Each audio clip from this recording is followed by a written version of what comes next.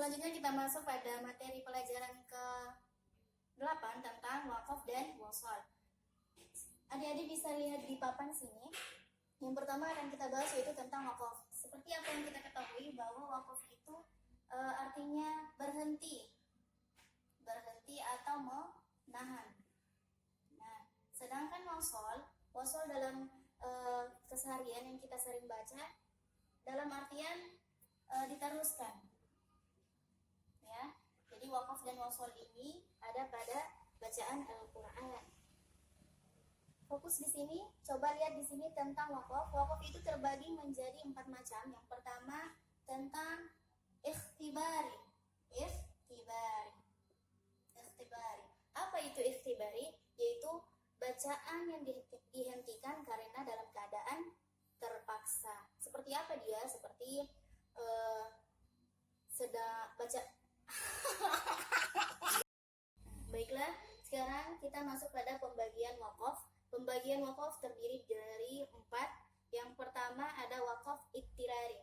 Wakaf iktirari ini artinya wakaf yang menjadi bacaan terhenti karena terpaksa, seperti batu. Jadi ini disebabkan karena terpaksa. Yang kedua, wakaf intizori. Wakaf intizori ini yaitu tanda wakaf yang diperselisihkan. Jadi diperselisihkan ini entah adik-adik mau melanjutkan wasol atau mewakafkan berhenti terhadap bacaan tersebut. Intizori artinya di antara berhenti atau diteruskan.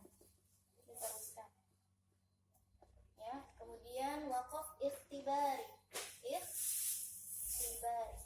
Wakaf ikhtibari ini tanda bacaan yang sedang diuji, seperti yang ketiga wakaf ikhtibari. Wakaf ikhtibari yaitu wakaf yang terjadi ketika seorang guru ingin memberhentikan bacaan kepada muridnya. Jadi misalnya ketika sedang diuji, itu yang termasuk pada ikhtibari, wakaf yang sedang diuji. Tanda wakaf saat guru ingin menguji muridnya. Sekarang kita masuk pada wakaf yang keempat. Wakaf yang keempat yaitu tentang wakaf ikhtiyari. Wakaf ikhtiyari ini wakaf yang dikehendaki oleh pembacanya.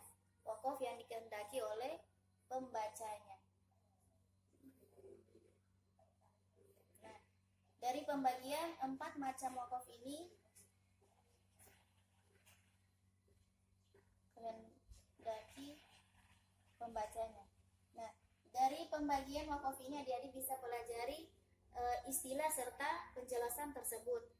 Sekarang kita masuk pada macam wakaf. Nah, sekarang kita masuk pada macam-macam wakaf. Yang tadinya kita masuk pada pembagian, sekarang kita masuk pada macam-macam wakaf. Macam-macam wakaf terbagi menjadi 4. Yang pertama wakaf tam. Wakaf tam ini artinya sempurna. Contohnya kemarin Ustazah sudah jelaskan. Masuk pada poin B, wakaf kafi. Wakaf kafi ini yaitu artinya cukup. Berikut wakaf hasan, baik. Dan yang terakhir wakaf qabih atau buruk. Nah, inti dari pembahasan tentang macam-macam wakaf. Jadi adik-adik bisa pelajari macam-macam wakaf tanpa melihat contohnya. Kemudian kita masuk pada wasol. Ustazah lewati poin D dan E. Kita masuk pada F. Sekarang kita masuk pada wasol, hukum wasol. Wasol artinya diteruskan atau meneruskan bacaan. Tanda wasol terbagi menjadi dua. Tanda wasol terbagi menjadi dua. Yang pertama,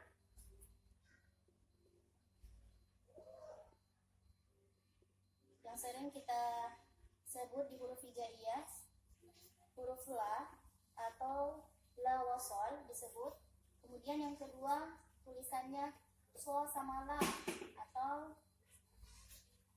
dalam artian dalam bacaan. Yang kedua, tanda wasol sola atau disebut dengan wasol al-aula.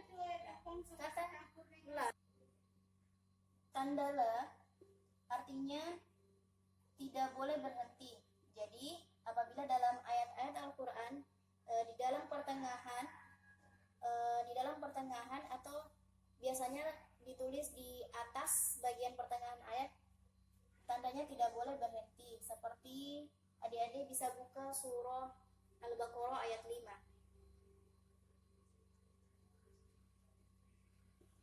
Kemudian kata sholat atau wasol al-aula ini lebih baik, boleh berhenti tapi lebih baik diteruskan. Jadi makna kedua ini, makna dari kedua la dengan sholat sama-sama lebih baik diteruskan. Kita kembali ke hukum wasol, yaitu diteruskan. Sekarang kita masuk pada pelajaran ke-9, yaitu sifat-sifat munafik. Selanjutnya kita akan masuk pada pelajaran 9. Pelajaran 9 atau materi terakhir tentang menjauhi sifat munafik. Sifat munafik. Nah, munafik ini merupakan penyakit hati yang berbahaya yang tersembunyi. Ada istilah bahwa apabila dia berkata tapi tidak sesuai dengan hatinya. Maksudnya apabila dia berbicara tapi lain di hati. Kemudian adik-adik bisa membaca hadis tentang Rasulullah SAW pada halaman 97, yaitu An Abi Hurairah radhiyallahu anhu qala anna Rasulullah sallallahu alaihi wasallam qala ayatul munafiq thalatha wa idza haddatha kadzaba wa idza wa'ada akhlafa wa idza tumina khana. Yang artinya bahwa Abu Hurairah radhiyallahu anhu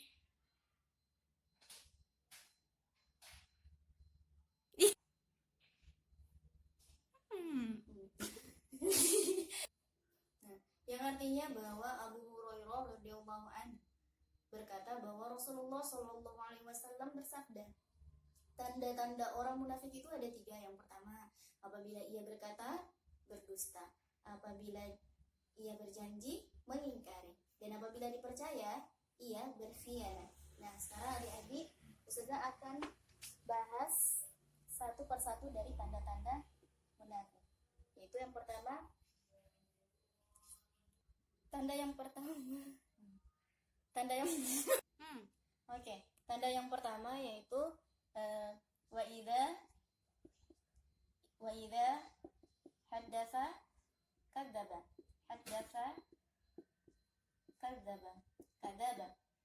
Nah, yang kedua, wa idza wa'ada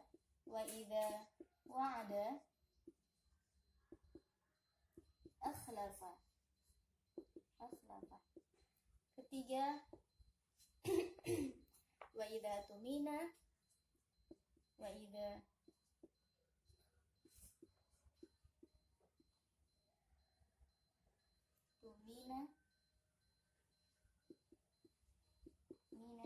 khona. Sekarang Ustazah akan bahas, perhatikan di papan. Nah, yang pertama yaitu idza haddatsa kadzaba, apabila ia berkata dia berdusta. Bagaimana cara untuk menghindari dari tanda munafik yang pertama? Yaitu adik-adik bisa membiasakan berkata benar atau jujur meski apapun yang terjadi. Kemudian yang kedua, adik-adik harus ingat bahwa Allah itu melihat kita dimanapun kita berada. Yang ketiga, adik-adik bisa meyakini bahwa kejujuran itu dapat mendatangkan kebaikan. Nah, sekarang yang kedua, wa idza wa'ada akhlafa. Apabila ia dipercaya, dia mengingkari. Nah, caranya yang pertama, apabila kita berjanji. Yang kedua yaitu tanda dari sifat-sifat munafik, yaitu wa idza wa'ada akhlafa. Wa idza wa'ada akhlafa. Apabila dia berjanji, ia mengingkari. Nah, janji ini diibaratkan seperti berhutang. Apabila adik-adik berjanji, maka adik-adik harus menepati janji tersebut, seperti utang. Kalaupun adik-adik berutang, maka utang tersebut harus dibayar. Kalaupun tidak, akan diminta pertanggungjawaban nanti di akhirat. Kemudian kita masuk pada tanda yang ketiga, yaitu wa idza tumina khana.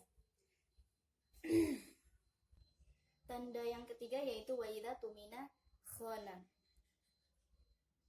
Apabila ia diberi amanah atau dipercayai tapi ia berkhianat.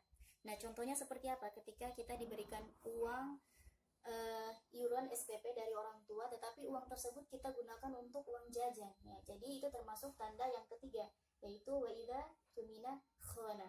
Sekarang adik-adik buka halaman selanjutnya, yaitu bagaimana cara kita untuk menghindari dari sifat-sifat atau tanda-tanda munafik tersebut. Yang pertama, adik-adik harus memperbanyak ibadah seperti sholat atau beristighfar. Kemudian yang kedua, banyak bergaul dengan orang-orang yang soleh. Yang ketiga, berakhlak baik.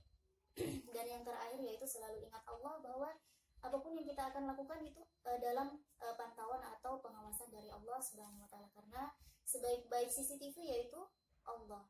Jadi sekian dari Ustazah, insyaallah dengan materi singkat ini bisa membantu adik-adik untuk menjawab penilaian akhir tahun atau penilaian akhir semester genap. Sekian dari Ustazah, mohon maaf apabila ada salah kata. Assalamualaikum warahmatullahi wabarakatuh.